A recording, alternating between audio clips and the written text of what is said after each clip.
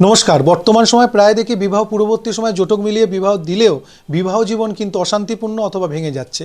তার কারণ এই যে 36 পয়েন্ট বা অষ্টকূটের বিচার, এটি একটি প্রাচীন পদ্ধতি। যে পদ্ধতিতে বলা 36 পয়েন্টের মধ্যে 50% অর্থাৎ 18 পয়েন্ট মিললে তবে বিবাহ দেওয়াই যায়। কিন্তু এখনকার স্থানকাল পাত্রভেদে এই পদ্ধতি অচল।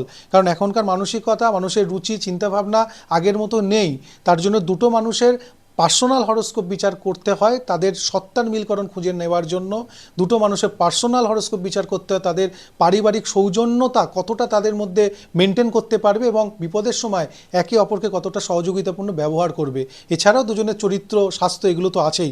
আমরা এক্সাম্পল চার্ট দিলে বুঝতে পারবো। ছেলেটির জন্ম 28/1/1992, 13টা 10 শ্যামনগর। মেয়েটির 6/5/99, 19টা 20 কলকাতায়। এই জন্ম চার্টে প্রথমে আমরা অষ্টকূটে আসি। দেখুন 36-এর মধ্যে 25.5। সাধারণ দৃষ্টিতে 36-এর মধ্যে 18-এর ওপরে হলেই শাস্ত্র বলেছে বিবাহ দেওয়া যায় যদি মাঙ্গলিকের ব্যালেন্স থাকে অথবা দোষ না থাকে। তো এই চারটাতে আপাত দৃষ্টিতে বিবাহ দেওয়া যায়। কিন্তু মেয়েটি যেহেতু মেয়ের বাড়ির ফ্যামিলির মানুষ আমার কাছে আসে, তাহলে আমার কর্তব্য হচ্ছে ছেলেটির চার্ট ভালো করে দেখা।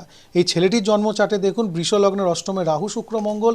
অর্থাৎ শাস্ত্র বলছে 8, 6, 12-তে যদি এই শুক্র, মঙ্গল, রাহুর কানেকশানস থাকে তবে সেই ব্যক্তি চরিত্রহীন হয়। অর্থাৎ যতই জটক মিলুক, চরিত্র যদি ঠিক না হয় পরবর্তী জীবনে অশান্তি হবে। তাই ভালো করে চার্ট বিচার করুন এবং সঠিক জটক নির্বাচন করুন।